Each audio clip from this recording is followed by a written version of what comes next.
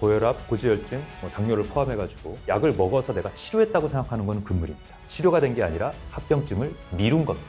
약은 임시방편이고 생활습관 개선으로 근본적인 치료를 해줘야 됩니다. 일단 혈관 상태가 좋게 만드는 음식들 중에 제일 중요한 건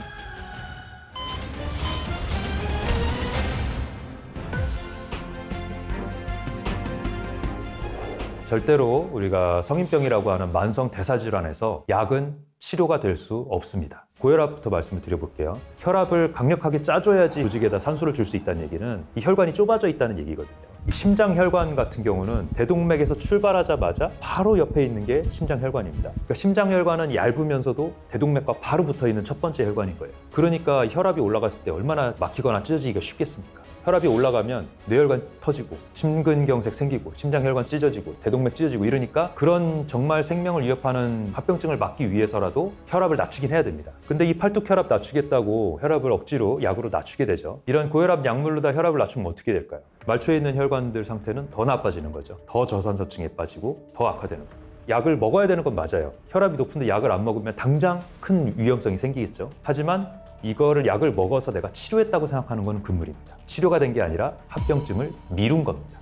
당뇨도 마찬가지입니다. 당뇨를 자생적으로 해결하는 게 아니라 당을 억지로 낮추는 조치를 하면 근육에 있는 세포들은 당을 받아들이는 당 분래성은 그대로 유지된 채로 혈당을 낮추는 거기 때문에 조직들이 당은 대사를 제대로 하지 못하는 건 그대로인 겁니다. 이렇게 되면 조직들의 저산소 상태, 산증 상태 유지가 되는 거기 때문에 결국은 해결되는 게 아닙니다. 당에 의한 합병증인 말초혈관 합병증이나 투석 상태 가거나 실명 상태 가거나 당뇨발 상태 가거나 신경병증 상태 가거나 그래서 구토 계속하거나 이런 것들을 미루는 역할을 하는 것이 당뇨를 치료한 게 아닙니다. 결국은 말초에 있는 혈관들 상태 나빠져가지고 긴 대사질환의 제일 끝판왕인 암이나 이런 것들이 나타나게 하는 원인이 또 될 수가 있기 때문에 근본적인 치료를 해줘야 된다. 우리가 혈액 검사를 할 때 콜레스테롤이나 중성지방이 높게 나온다는 거는 최근 2주 이내 식생활이 지방식이 많았다는 얘기입니다. 응급실에서도 이 리피드 프로파일 검사를 하거든요. 근데 최근에 놀라운 수치를 하나 본 적이 있어요. 30대 중반 남성이었는데 중성지방 수치를 150이 정상이라고 보는데 보통 중성지방이 높아봐야 300, 400, 500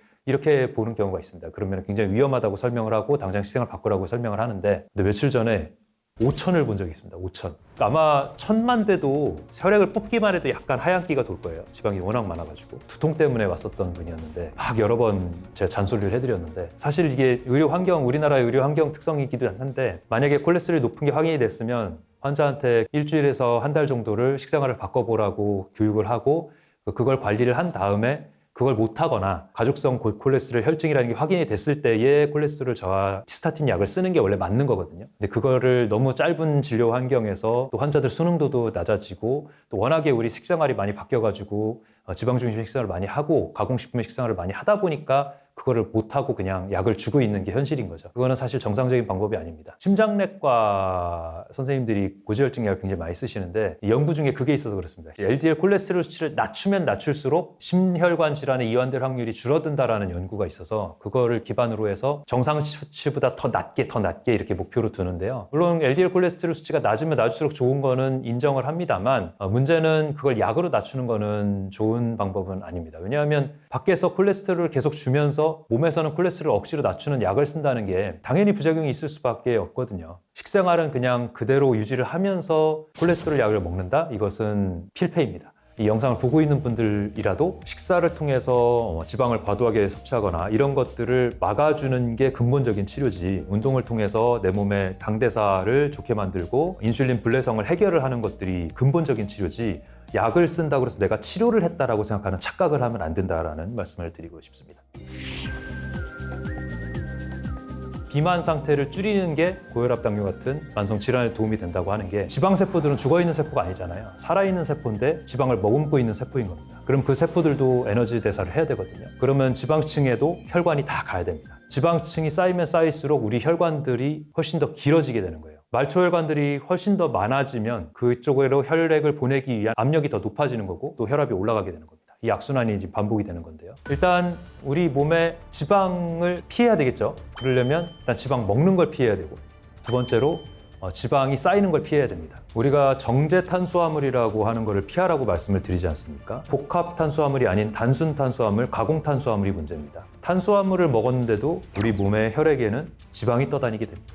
왜냐하면 남는 에너지가 지방으로 다 전환이 되기 때문입니다. 간에서 글라이코겐으로 저장하고 그래도 안 되면 결국은 지방으로 만들어가지고 우리 몸 곳곳에 근육세포 사이에, 배 둘레에, 내장 사이사이에 있는 장관막 사이사이에 다 저장을 하게 되거든요. 이런 것들이 우리 몸의 대사질환의 1등 공신이 되게 됩니다. 탄수화물이라고 다 우리 몸에 나쁘거나 이런 게 아닙니다. 복합당이라는 게 있고 단순당이라는 게 있죠. 복합당이라는 거는 정제가 덜 되고 껍질째로 최대한 그대로 보존이 되어 있어서 흡수가 느린 거를 복합당이라고 하고요. 단순당이라는 거는 갈아가지고 흡수가 빠르게 만든 상태를 말을 합니다. 복합탄수화물, 통밀이나 이런 거는 우리가 몸에 들어갔을 때 분화하기 위해서 여러 과정을 거쳐야 되기 때문에 시간도 오래 걸리고 천천히 꼭꼭 씹어 먹으면 혈당을 천천히 올리면서 에너지를 주는 효과가 더 있을 수가 있는데요. 가장 무서운 단순 탄수화물 중에 하나가 액상과당이거든요. 콘시럽이라고 하죠. 옥수수에서 추출된 물질을 시럽으로 만들어가지고 당만 뽑은 겁니다. 얼마나 당을 빨리 올리겠습니까? 게다가 액체인데다가 흡수도 엄청 빨리 되죠. 액상과당 음료수에 전부 다 들어가 있는데 아무 생각 없이 물 대신이라고 생각하면서 먹게 되면 혈당 피크를 엄청나게 심하게 올리게 됩니다. 과자, 빵, 떡, 면, 음료수 이런 것들 꼭 피해줘야 됩니다. 혈당 올리면서 당뇨라든지 고지혈증 만드는 데 큰 역할을 합니다. 혈행을 망가뜨리는 주요 원인 중에 완전히 나쁜 지방을 피해야 되는 부분이 있습니다. 그 중에 하나가 트랜스 지방. 포화지방보다도 트랜스 지방이 훨씬 더 나쁜 지방인데요. 트랜스 지방이라는 거는 우리가 마가린이나 쇼트닝으로 대표되는 식물성 기름이기는 한데 상온에서 굳을 수 있게 만들어진 수소가 첨가된 기름이거든요. 이게 이제 저렴하고 튀김 음식하기에 유리하기 때문에 쇼트닝이나 마가린을 사용을 하는 경우가 있었는데 과자 같은 데에도 트랜스 지방이 들어있을 수가 있기 때문에 그런 음식들 피하고 트랜스 지방이 없는 불포화지방이 풍부한 지방을 섭취하는 것을 원칙으로 해야 됩니다. 식물성 지방 중에서도 몸에 악영향을 미치는 기름이 있습니다. 너무 오메가6 비율이 큰 이런 것들은 몸에서 염증 반응을 많이 일으키는 기름으로 되어 있고요. 그래서 가정용으로 쓸 때에도 다른 기름들을 활용하는 게 좋은데 어떤 물질이든지 너무 고온에 튀기거나 불에 직화해서 굽거나 하면 발암물질이 생길 수밖에 없거든요. 튀김 음식을 가능한 한 피하는 게 좋고 들기름이나 아보카도 기름이나 익스트라 버진 올리브 오일이라고 하죠. 첫 번째 짠 올리브 오일이나 이런 것들을 드레싱으로 뿌려서 섭취를 하는 게 지방을 섭취하는 방법으로서는 가장 좋은 추천하는 방법입니다. 우리가 단백질이 중요하다는 것은 어느 정도는 사실입니다. 왜냐하면 다리가 두꺼울수록 당뇨병이 오지 않는다. 당뇨병의 기준이 된다는 표현도 있거든요. 근육세포들이 많을수록 당의 불내성이 올 가능성이 좀 줄어든다는 그런 의미인데요. 맞는 말이긴 한데 그것도 정상적으로 대사를 하는 과정에서 얘기지 우리가 요즘 이제 몸짱 만들기 위해서 단백질 쉐이크 먹어가면서 몸을 키운다든지 이런 상태로 만드시는 분들이 있거든요. 그런 분들한테는 예외입니다. 왜냐하면 단백질이라는 거는 분명히 질소산화물이 몸에서 많이 만들어질 수밖에 없고 이런 것들이 몸에 악영향을 미치는 부분들이 있어요. 암모니아 대사라든지 이런 게 늘어나고 간에 부담을 줍니다. 그래서 단백질 신화에 대해서는 조금 벗어날 필요가 있습니다. 채소에서, 현미에서 흡수되는 단백질로도 충분한 단백질을 섭취를 할 수가 있고 단백질을 많이 먹기 위해서 너무 과도한 단백질 쉐이크나 이런 걸로 섭취하는 거는 절대 피하셔야 되고요. 단백질을 먹고 싶다면 좋은 계란 하나 정도, 닭가슴살 일부 정도 이렇게 과도하지 않은 단백질을 섭취하는 게 좋겠고요. 지방에 대해서 많이 물어보시는데요. 지방 식이로 제일 대표되는 게 저탄고지 식이 방법일 겁니다. 그거에 대해서 많이 물어보십니다. 저탄고지라는 거는 지방 흡수율을 많이 늘리고 탄수화물을 극도로 줄여서 지방 대사를 통해서 지방산을 이용해 가지고 우리 몸에 대사를 하게 되면 살이 빨리 빠진다는 이론입니다. 빨리 빠지는 건 맞습니다. 그래서 다이어트 목적으로 살 빼기 위해서 지방을 많이 먹고 탄수화물 극도로 줄이는 분들이 있는데 문제는 그렇게 해서 하는 부분들이 몸에 이롭냐 하면은 또 몸에 생리적이지 않은 부분들이 있기 때문에 문제가 됩니다. 지방을 골라서 먹는 게 쉽지가 않습니다. 버터나 이런 것들로 하시는데 버터로다가 채소들을 볶아가지고 이렇게 해봤거든요. 저도 이제 집안에 사정이 있어서 저탄고지를 해야 될 일이 있어서 저탄고지를 4개월 정도 한 적이 있었습니다. 근데 저탄고지 하면서 케톤 나올 때쯤 되면 막 어지럽고 부역감 있고 감기 걸린 상태처럼 되거든요. 당이 너무 부족하기 때문에 생기는 증상인데요. 케토플루라고도 하는데 이런 상태까지 되면서 굉장히 힘듭니다. 케톤식으로 해서 무리하게 케톤까지 발생시켜가면서 하는 게 맞는가? 체중을 당장 줄이는 데는 도움이 될지언정 몸의 정상 생리 기능에는 좀 부적합하다고 볼 수가 있습니다. 그래서 과도한 다이어트를 위한 방법보다는 살을 빼는 게 목적이 아니라 내 몸의 대사를 정상적인 과정으로 만들겠다라는 목적으로 보면 복합탄수화물 전공유 중심의 식사와 채소 중심의 식사를 더 추천을 하게 되거든요. 사실 저탄고지에서도 좋은 지방을 항상 얘기를 많이 하거든요. MCT 지방이라고 그래가지고 중쇄지방산이라는 걸 많이 얘기를 하고 이런 좋은 지방을 얘기를 합니다. 그냥 소고기, 돼지고기 기름을 많이 먹는 거를 좋은 지방이라고 얘기하지는 않아요. 왜냐하면 고기에 있는 지방이 독성 물질들의 또 집합 역할을 하고 지금 우리가 찾을 수 있는 고기들은 다 오메가6 비율이 너무 높은 염증을 몸에서 일으키는 지방이기 때문에 그 지방을 일부러 찾아 먹을 필요는 없습니다. 물론 오메가6도 우리 몸에 필요한 불포화 지방산이긴 한데 너무 과도하게 높으면 그러면 이제 염증 반응의 악화에 역할을 하기 때문에 오메가3가 적절하게 1 있고 오메가6가 한 2에서 4 정도 있고 이런 비율을 맞춰준 그런 지방산을 먹었을 때에 가장 효율이 좋다라고 되어 있습니다. 근데 육류나 이런 거 얘기할 때 몇 번 말씀드리는데 소나 돼지가 풀을 먹고 자라야 이 오메가3, 오메가6 비율이 제일 좋거든요. 근데 우리가 지금 먹이는 곡류들을 먹이면 얘네들이 오메가3 대 6 비율이 엄청나게 높아지게 됩니다. 이런 이유로 우리가 지금 먹을 수 있는 육류들이 안 좋다고 하는 거거든요. 만약에 육류에서 지방을 먹어야 된다면 정말 청정방목한 풀을 뜯어먹은 육류의 지방을 먹어야 되는데 사실 우리 지금 공장식 축산 환경에서는 그런 고기를 찾아보기가 어렵습니다. 지방이 많이 들어있고 또 삼겹살 좋아하고 2+1 등급 소고기 좋아하고 이런 입맛을 가지고 있는 상태이기 때문에 지방이 적은 육류를 소비하는 거를 그렇게 좋아하지 않는데 고기를 섭취를 하려면 지방 많은 쪽보다는 지방이 원래 적은 부위를 섭취하는 것도 하나의 방법이고요. 또 3등급 고기라 그래서 근육 사이에 지방이 덜 분포되어 있는 그런 육류를 고르는 것도 하나의 방법입니다. 2+1 등급 이런 걸 찾지는 마십시오. 돈 주고 안 좋은 고기를 먹는 꼴입니다. 입에는 달지언정. 돼지 같은 경우는 앞다리살, 뒷다리살이 근육 사이에 지방이 적은 부위거든요. 이런 부위도 활용을 하시면 좋습니다. 삼겹살만 너무 좋아하지 마십시오.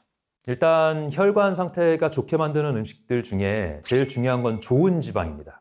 좋은 지방이라는 거는 불포화지방산 중에서도 오메가3가 풍부한 지방을 말을 하는 건데요. 포화지방 같이 상온에서 굳는 지방은 최대한 피하는 게 좋고요.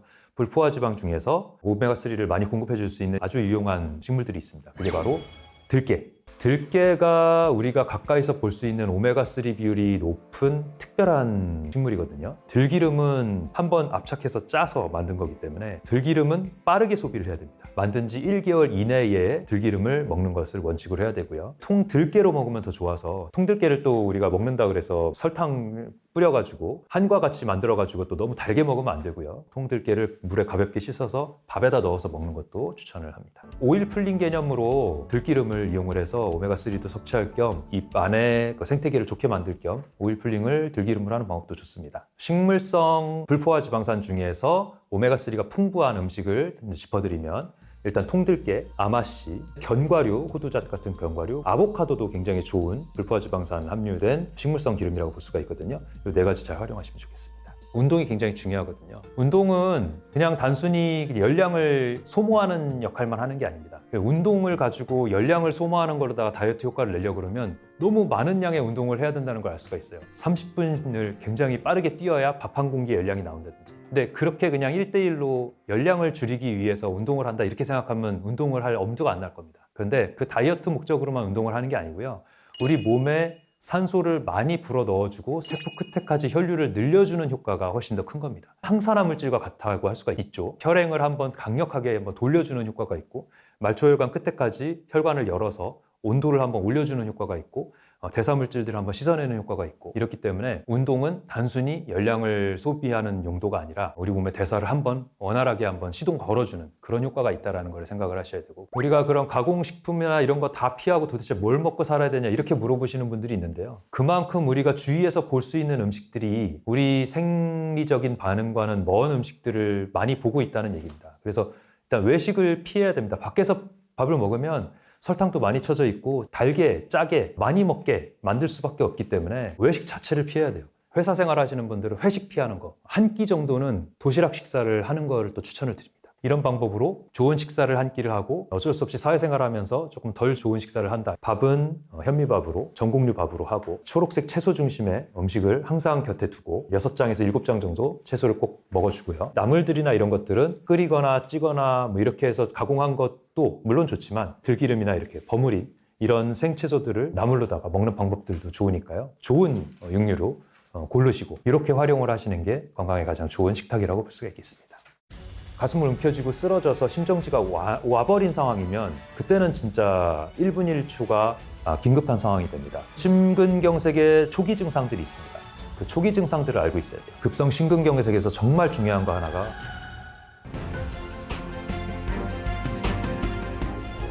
심근경색 환자들은 하루에도 2분, 3분 정도는 보는 경우가 많고요. 저희 응급센터 같은 경우는. 많은 날은 대여섯 분이 오기도 하거든요. 요즘 젊은 환자들이 늘어나고 있다는 게 응급실에서 실제로 느껴지고 있는데요. 예전에는 교과서에서 배울 때에 50대 이상에서 흉통이 있을 때 급성 심근경색을 의심해라라고 배웠는데요. 요즘은 40대 심근경색은 흔하고요.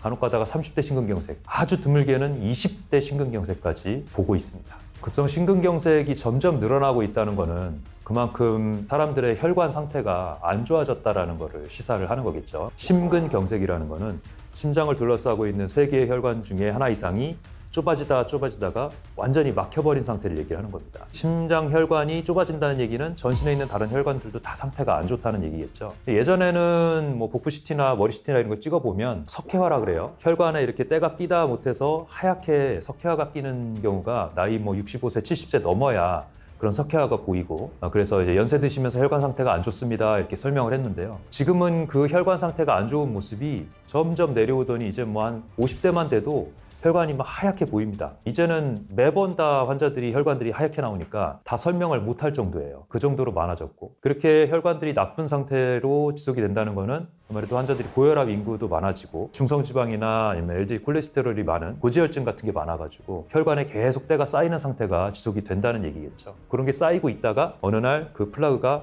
팍 하고 찢어지거나 이랬을 때 완전히 막히는 상태가 오거나 부정맥이나 이런 게 있어가지고 다리에 있던 혈전 같은 게 아니면 심장 안에서 만들어진 혈전, 피 딱지라는 건데 이런 것들이 심장 혈관에 딱 박히게 되면 어레스트라고 하죠. 심정지가 오는 경우가 10%에서 30% 정도는 사망 확률이 있는 질환입니다. 시술 중에도 30% 사망할 수 있다 이렇게 조금 더 넓게 얘기를 하는데요. 그만큼 위험한 질환이기 때문에 가슴을 움켜쥐고 쓰러져서 심정지가 와버린 상황이면 그때는 진짜 1분 1초가 긴급한 상황이 됩니다. 1분 이후부터는 머리로 가는 혈류가 없기 때문에 뇌 손상이 진행이 되거든요. 1분 이후부터 1분에 10%씩 사망률이 올라갑니다. 10분 지나서 누군가 발견을 해서 그때부터 심폐소생술을 하면 그거는 살릴 수 없는 뇌 손상이 이미 비가역적으로 충분히 진행된 상태라고 볼 수가 있는 거죠. 그래서 119 대원이 아무리 빨리 와도 5분에서 10분은 걸리기 때문에 그 상황을 본 사람이 바로 즉시 심폐소생술을 해줘야 그런 뇌 손상을 막을 수가 있습니다. 내 가족을 위해서나 직장 동료를 위해서나 내 가까이에 있는 사람들을 위해서, 얼굴은 모르지만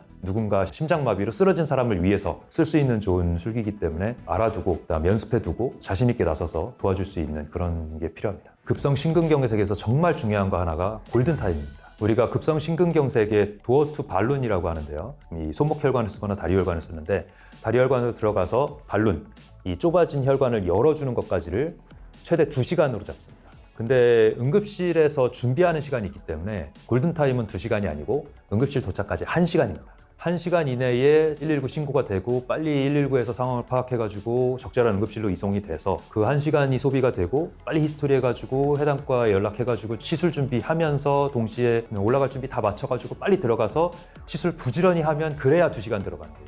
그 2시간 이후부터는 심장 근육이 망가지면서 생기는 합병증도 있지만, 두 번째는 심장 혈관 주위에 있는 조직들이 괴사가 오면서 우리가 시술하려고 혈관 뚫다가 혈관이 찢어질 수가 있습니다.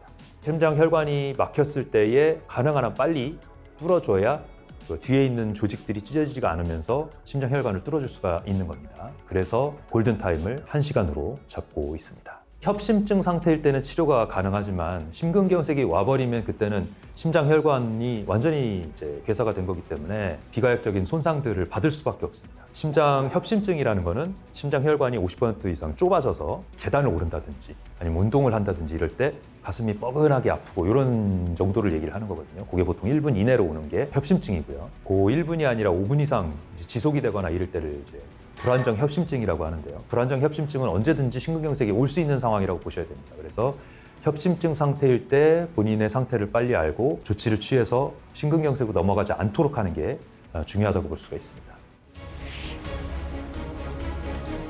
일단은 심근경색의 어떤 몇 가지 증상들, 초기 증상들이 있습니다. 그 초기 증상들을 알고 있어야 돼요. 일단 제일 중요한 건 흉통.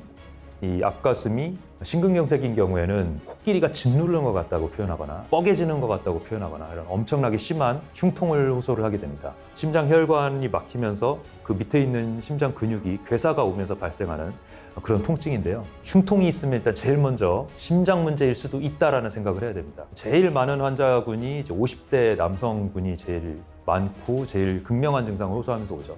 더 나이가 많으면 당뇨 심하고 이러신 분들은 통증을 잘 못 느끼잖아요. 그래서 당뇨발 같은 것도 생기는 것처럼 흉통도 잘 못 느낍니다. 70세 되신 환자분이 가슴이 좀 뻐근해 이렇게 해서 오셨는데 찍어보니까 급성 심근경색인 경우도 있고요. 그다음 50대 남성이었는데 생각나는 경우는 너무 극렬한 흉통을 호소를 하시는 거예요. 그래서 이건 큰일 났다. 심전도도 급성 심근경색으로 나왔고 그래가지고 시술을 준비를 하면서 중환자실에서 치료받는 조치들 다 하고 약까지 다 먹고 준비 끝냈는데 올라가기 직전에 심장이 멈춰버리는 상황이 벌어졌습니다. 심장이 부르르 떠는 심실세동 상황이 벌어졌고요. 즉시 환자가 하면서 이렇게 넘어가거든요. 한 2, 3초 정도 경련을 하면서 머리로 피가 안 가니까 경련을 하면서 넘어가면서 그 다음에 바로 이제 의식이 없어지는데 CPR 하면서 들어가가지고 제세동기라고 하죠. 이렇게 전기 치는 거 드라마에서 좀 보셨을 겁니다. 환자가 다행히 깨어났어요. 마스크 씌우면서 그래가지고 지금 상황 안 좋다. 빨리 시술 들어가야 되겠다. 또 시술실에서 또 심폐소생술을 하고 이렇게 하면서 시술을 들어가서 살려냈던 기억이 있습니다. 환자들이 체했다라고 와서 응급실에서 심근경색을 진단받는 경우가 의외로 꽤 있습니다. 가슴 아파요 하고 왔으면 우리가 딱 인지를 할 텐데 체해서 왔어요. 내지는 윗배가 아파서 왔어요 라고 하면 심근경색을 제일 먼저 생각하지 못할 수가 있거든요. 근데 응급실에서는 워낙 그런 일들이 많다 보니까 심전도를 루틴으로 찍기는 합니다만 심전도 찍는 시간이 아무래도 몇 초라도 늦겠죠. 그러면 심근경색이었네 라고 심전도를 보고 확인이 되는 경우가 의외로 있습니다. 내가 고위험군이다. 이 고위험군이라는 거는 고혈압, 당뇨, 고지혈증 있거나 가족력이 있거나 심장혈관 사고로 사망하신 분이나 아니면 그걸 앓고 있으신 분이 있거나 평소에 자기의 식습관이나 생활 습관 안 좋거나 담배 피거나 술 다량 마시거나 비만이 있으시거나 허리둘레가 85cm 이상 되는 그런 분들은 이쪽 상복부 여기 명치 쪽이 찌르듯이 아프거나 쪼이듯이 느낌이 나거나 이럴 때는 여기가 아픈 것과 동일시해야 돼요. 단순히 체했다는 느낌이 들더라도 가슴이 아픈 것처럼 생각을 하고 혹시 심장 문제가 아닌가 생각을 해줘야 됩니다. 방사통이라는 게 저명하신 분들도 있어요. 턱이나 아니면 왼쪽 윗팔 쪽으로 아프신 분들이 있거든요. 그런 경우에도 같은 신경이 자극을 받으면서 통증을 느끼는 걸 수 있으니까 이런 증상도 신경을 써야 되고요. 또 한 가지는 심근경색이 왔을 때 심장이 제대로 짜주지를 못하면서 호흡곤란이 오는 경우가 있습니다. 그래서 갑자기 호흡곤란이 심해질 때도 심장의 원인일 때도 그럴 수 있다는 거 생각을 하셔야 되고요. 피곤함도 증상이 될 수가 있습니다. 왠지 모르게 자꾸 힘이 빠지고 호흡곤란이 약간 있으면서 흉통이 있으면서 기운 없다 이런 것도 심장이 제대로 짜주지 못하는 증상이 될 수가 있고요. 또 한 가지 기운 없다로 오시는 분들 중에 연세 많으신 분들이 심근경색 초기에 진단을 못하고 지나가는 경우가 있습니다. 그런 경우는 심부전이 오는데요. 심장 혈관이 제대로 짜주던 게 한쪽 심장벽이 짜주지 못하고 이렇게 짜니까 제대로 박출량이 안 나와서 폐 쪽으로 폐우열이 생기거나 이런 경우에도 호흡곤란이나 기운 없음으로 오시는 경우가 있어요. 하지부종, 우리가 함유부종이라고 하는데요. 심부전 상태가 오래 지속이 되면 폐에 우열이 생기다 못해서 전신 부종이 생길 수가 있습니다. 그렇게 되면 몸이 이렇게 붓다 보면 다리가 먼저 붓고서 이렇게 올라오거든요. 그때 다리를 이렇게 눌러보면 손가락을 쭉 누른 모양 그대로 생깁니다. 이게 함유부종이라는 건데요. 이게 있다는 얘기는 이 세포 조직 바깥으로 체액이 다 빠져 있다는 얘기예요. 순환이 안 된다는 얘기죠. 림프순환, 정맥순환이 안 된다는 얘기고 이게 급성 심근경색 이후에 발생한 심부전 후유증으로 나타날 수가 있습니다. 그 다음에 또 한 가지는 심장혈관이 제대로 못 짜주다 보니까 불안 증상이나 잠에서 자주 깨는 증상을 나타내는 경우도 있어요. 단순히 불안장애나 공황장애나 이런 증상이 아니라 심근경색 이후의 증상일 수도 있다. 뭔가 심장이 불규칙하게 뛰는 것 같거나 이런 부정맥 증상이 있을 때에도 심전도를 찍어봐서 심리적인 원인과의 관련성도 찾아봐야 됩니다. 그래서 그런 것들이 2-3개 이상 나타날 때는 내가 혹시 심근경색이 온 게 아닌가 생각을 해야 됩니다. 마지막으로 한 말씀 드리고 싶은 건 이겁니다. 제발 의자에서 벗어나서 일어나서 움직여라. 우리가 엘리베이터, 에스컬레이터도 있고 자동차 타고 출퇴근하고 이러기 때문에 사실 다리 써가지고 움직일 일이 점점 줄어들고 있습니다. 그나마 전철 타고 이동을 하셔서 출근하시는 분이나 이런 분들은 지하철 계단수가 엄청 많잖아요. 에스컬레이터 안 타고 걸어서 계단을 오르내리기만 해도 충분한 운동량을 확보를 할 수가 있거든요. 만약에 지하철을 타고 다니는 분이 아니라 차로 왔다 갔다 하는 분들이라면 회사에서의 계단을 이용하면 됩니다. 그래서 회사에서 엘리베이터 타지 않고 출근할 때 너무 바빠서 안 되면 퇴근할 때라도 계단을 이용해서 한번 왔다 갔다 하는 거죠. 식사하고 나서 바로 책상에 앉는 거 금물입니다. 혈당 피크를 이루고 바로 또 식곤증 오고 이러죠. 또 그거 안 오게 하겠다고 또 커피 드십니다. 그렇게 하지 마시고 따뜻한 햇볕 쬐면서 낮에 옥상에 올라가서 햇볕 쬐는 것도 비타민 D 만드는데 너무 좋기 때문에 중요하다. 이렇게 말씀을 드릴 수가 있겠습니다. 걸읍시다.